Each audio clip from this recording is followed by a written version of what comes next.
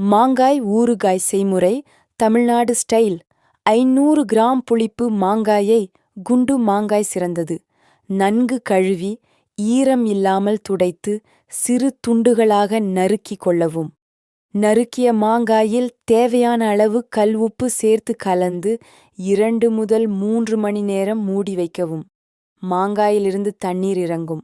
ஒரு வாணலியில் கடுகு 1 டீஸ்பூன் மற்றும் வெந்தயம் 1/2 டீஸ்பூன் கருகாமல் வறுத்து பொடி செய்து கொள்ளவும்.